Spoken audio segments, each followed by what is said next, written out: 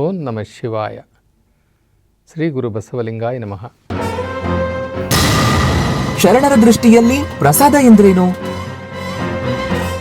ಸಾಮಾನ್ಯವಾಗಿ ನಮ್ಮೆಲ್ಲರ ದೃಷ್ಟಿಯಲ್ಲಿ ಪ್ರಸಾದ ಅಂತಂದರೆ ದೇವಸ್ಥಾನದಲ್ಲಿ ಕೊಡುವಂಥದ್ದು, ಪೂಜಾರಿಗಳು ಕೊಡುವಂಥದ್ದು ಅಂತ ನಾವು ತಿಳ್ಕೊಂಡಿದ್ದೀವಿ. ಅದಕ್ಕೆ ಪ್ರಸಾದ ಅಂತ ಹೇಳಿಬಿಟ್ಟು ನಾವು ಕರಿತೀವಿ.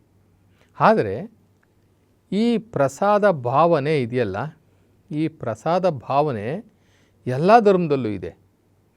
ಈಗ ಮುಸಲ್ಮಾನರೂ ಸಹ ಅವರು ಊಟವನ್ನು ಮಾಡುವಾಗ ಸಂಪೂರ್ಣ ಊಟ ಅವರು ಪ್ರಸಾದ ಅಂತಲೇ ಕರೀತಾರೆ, ಪ್ರಸಾದೀಕರಿಸಿ ತಗೊಳ್ತಾರೆ. ಅದೇ ರೀತಿ ಕ್ರಿಶ್ಚಿಯನ್ರು, ಜೈನರು, ಸಿಖ್ಖರು, ಬೌದ್ಧಿಸ್ಟ್ಗಳು ಎಲ್ಲರೂ ಸಹ ಎಲ್ಲೋ ಒಂದು ಕಡೆ ಆ ಪ್ರಸಾದ ಅನ್ನೋ ಒಂದು ಶಬ್ದವನ್ನು ಉಪಯೋಗಿಸ್ತಾರೆ. ಇಲ್ಲಿ ಶಿವಪ್ರಸಾದ ಎಂಬುದಾಗಿ ನಾವು ವಿಶೇಷವಾಗಿ ನಮ್ಮ ಶರಣರು ಶಿವಪ್ರಸಾದ ಅನ್ನೋ ಒಂದು ಶಬ್ದವನ್ನು ಉಪಯೋಗಿಸ್ತಾರೆ. ಶರಣರ ದೃಷ್ಟಿಯಲ್ಲಿ ಪರಮಾತ್ಮ ನಮಗೆ ಅನುಗ್ರಹಿಸಿರುವಂತಹ ಎಲ್ಲ ಸೌಲಭ್ಯಗಳು, ಎಲ್ಲ ಸವಲತ್ತುಗಳು ನಾವು ತೆಗೆದುಕೊಳ್ಳುವಂಥ ಊಟದಿಂದ ಪ್ರಾರಂಭಿಸಿ ಪ್ರತಿಯೊಂದೂ ಕೂಡ ಪ್ರಸಾದವೇ. ಈ ಶರೀರವನ್ನು ಸಹ ನಮ್ಮ ಶರಣರು ಕಾಯಪ್ರಸಾದ ಅಂತ ಕರೀತಾರೆ. ಈ ಕಾಯಪ್ರಸಾದದಿಂದ ಪ್ರಾರಂಭಿಸಿ ನಾವು ಕುಡಿಯುವ ಗಾಳಿ, ನಡೆದಾಡುವ ಭೂಮಿ, ನೋಡುವ ಆಕಾಶ, ಈ ಸೂರ್ಯನ ಬೆಳಕು, ಈ ಮಳೆ, ಈ ಬೆಳೆ ಎಲ್ಲವೂ ಕೂಡ ಪರಮಾತ್ಮನ ಪ್ರಸಾದ. ಪ್ರಸಾದ ಅಂತಂದರೆ ಅದಕ್ಕೆ ಬಹಳ ದೊಡ್ಡ ಶಬ್ದ ಇದೆ. ಆದರೆ ನಾವೇನು ತಿಳ್ಕೊಂಡಿದ್ದೀವಿ ಅಂದರೆ ತಿನ್ನುವ ಊಟ ಅಥವಾ ನಾವು ಏನು ಪೂಜಾರಿಗಳು ಕೊಡ್ತಾರಲ್ಲ ಅದನ್ನು ಮಾತ್ರ ನಾವು ಪ್ರಸಾದ ಅಂತ ತಿಳ್ಕೊಂಡಿದ್ದೀವಿ. ಆದರೆ ಶರಣರು ಏನು ಹೇಳ್ತಾರೆ ಗೊತ್ತಾ? ಅಲ್ಲಪ್ಪ, ಇವತ್ತು ಇದು ಪ್ರಸಾದ, ನಾಳೆ ಬೆಳಗ್ಗೆ ಇದೇ ಪ್ರಸಾದ ಏನಾಗಿರ್ತದೆ? ಮಲಮೂತ್ರ ಆಗಿರ್ತದೆ. ಇವತ್ತು ನಿನಗೆ ಕಾಣಿಸುವಂತಹ ಈ ಪ್ರಸಾದ, ನೀನು ಸೇವನೆ ಮಾಡುವಂತಹ ಈ ಪ್ರಸಾದ ನಾಳೆ ಬೆಳಗ್ಗೆ ಇದು ಮಲಮೂತ್ರ ಆಗಿರ್ತದೆ.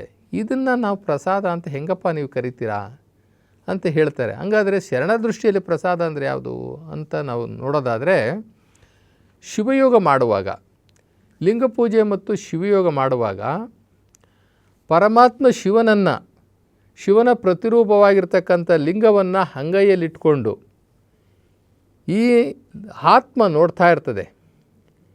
ಆತ್ಮ ನಮ್ಮ ಹಣೆಯ ಹುಬ್ಬಿನ ಹಿಂದೆಗಡೆ ಇರ್ತಕ್ಕಂಥ, ಭ್ರೂಮಧ್ಯೆ ಇರ್ತಕ್ಕಂಥ, ಭ್ರುಕುಟಿಯಲ್ಲಿರ್ತಕ್ಕಂಥ ಆತ್ಮ ಲಿಂಗವನ್ನು ನೋಡ್ತಾ ಇರ್ತದೆ. ನೋಡ್ತಾ ಇರೋದು ಯಾವುದು? ಆತ್ಮ.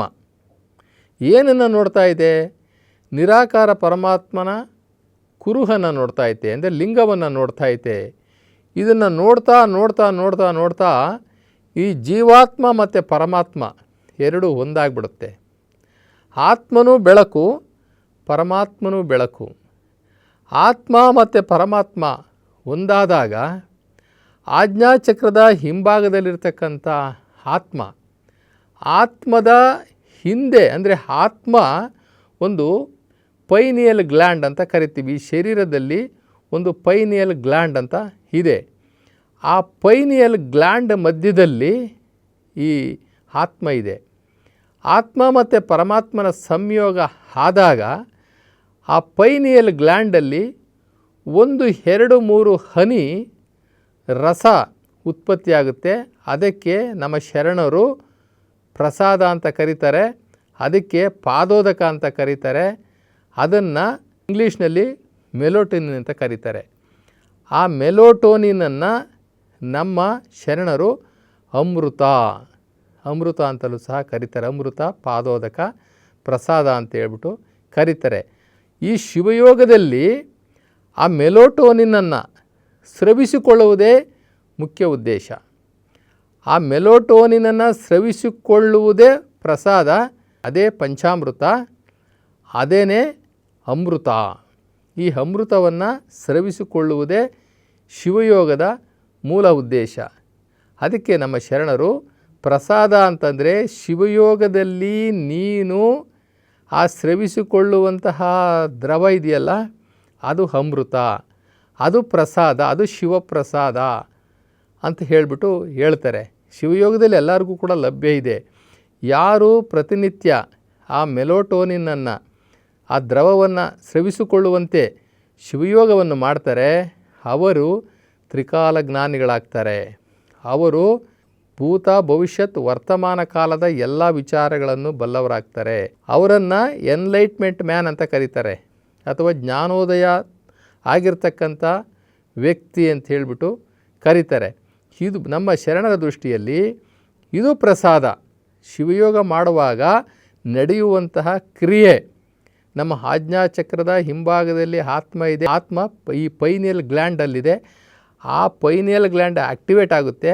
ಆ್ಯಕ್ಟಿವೇಟ್ ಆದಾಗ ಅಲ್ಲೊಂದು ದ್ರವ ಸ್ರವಿಸ್ತದೆ. ಆ ದ್ರವವನ್ನು ನಾವು ನಮ್ಮ ಶರಣರು ಅಮೃತ ಅಂತ ಕರೀತಾರೆ. ಇಲ್ಲಿ ಪಾದೋದಕ ಪ್ರಸಾದ ಅಂತಂದರೆ ಅದನ್ನು ನಮ್ಮ ಶರಣರು ಒಂದು ಕಾಡು ಸಿದ್ದೇಶ್ವರ ಅಂತಕ್ಕಂಥ ವಚನಾಂಕಿತದಲ್ಲಿ ಪ್ರಸಿದ್ಧಿಯಾಗಿರ್ತಕ್ಕಂಥ ಒಬ್ಬ ಶರಣರು ತಮ್ಮ ಒಂದು ವಚನದಲ್ಲಿ ಹೇಳ್ತಾರೆ, ಪ್ರಸಾದ ಎಂಬುದು ಅಂದರೆ ನಾವಿಲ್ಲಿ ಸ್ರವಿಸ್ಕೊಳ್ತೀವಲ್ಲ, ಆ ಸ್ರವಿಸಿಕೊಳ್ಳುವಂತಹ ಆ ಪ್ರಸಾದ, ಆ ಅಮೃತ ಇದೆಯಲ್ಲ, ಆ ಪ್ರಸಾದವೆಂಬುದು ಪಾಪ ಪುಣ್ಯ ಎನ್ನುವ ಉಭಯ ಕರ್ಮವನ್ನು ಸಂಹರಿಸುವುದು. ಪ್ರಸಾದವೆಂಬುದು ಉತ್ಪತ್ತಿ ಸ್ಥಿತಿ ಲಯಂಗಗಳನ್ನು ಸಂಹರಿಸುವುದು. ಪ್ರಸಾದವೆಂಬುದು ಭವಗಜಕ್ಕೆ ಅಂಕುಶವಾಗಿರುವುದು. ಪ್ರಸಾದವೆಂಬುದು ಅರತರ ಮುಕ್ತಿಗೆ ಅರ್ಹವಾಗಿರುವುದು. ಪ್ರಸಾದವೆಂಬುದು ಎನ್ನ ಮರೆಸಿ ಆ ಪರಮಾತ್ಮ ಶಿವನನ್ನು ತೋರಿಸುವುದು. ಪ್ರಸಾದವೆಂಬುದು ಮಾತಾ ಪಿತಾ ಸತಿ ಸುತ ಬಂಧುಗಳು ಮೊದಲಾದ ಸಕಲ ಜನಾಂಗಳ ಹಂಗನ್ನು ತೋರಿಸಿ ಆ ಗುರುಲಿಂಗ ಜಂಗಮದ ಹಂಗಿನಲ್ಲಿ ಇರಿಸುವುದು. ಪ್ರಸಾದವೆಂಬುದು ಪರಮ ಜ್ಞಾನಿಗಳಾದ ಶಿವಶರಣರಿಗೆ ಅಮೃತವಾಗಿ ತೋರುವುದು. ಪ್ರಸಾದವೆಂಬುದು ಭಿನ್ನ ಜ್ಞಾನಿಗಳಾದ ಜೀವಾತ್ಮರಿಗೆ ಮಹಾ ಕಠಿಣವಾಗಿ ತೋರುವುದು. ಇಂತಪ್ಪ ಶಿವಪ್ರಸಾದವ ಮರೆತು ಇಂತಹ ಶಿವಪ್ರಸಾದವನ್ನು ನಾವು ಕಡೆಗಣಿಸಿ ನುಚ್ಚು ರೊಟ್ಟಿ ಪ್ರಸಾದವನ್ನು ಪಡೆದುಕೊಂಡು ಲಿಂಗಕ್ಕೆ ತೋರಿ ತಾವು ಸೇವನೆ ಮಾಡಿದಲ್ಲಿ ಅದು ದುರ್ಗಂಧವಾಗಿ ಮಲಮೂತ್ರವಾಗಿ ವಿಸರ್ಜಿಸಲ್ಪಡುವುದು. ಇಂತಪ್ಪ ಪ್ರಸಾದವನ್ನು ನಮ್ಮ ಶರಣರು ಒಪ್ಪರು ಎಂಬುದಾಗಿ ಹೇಳ್ತಾರೆ. ಇದು ಬಹಳ ದೊಡ್ಡ ವಿಚಾರ.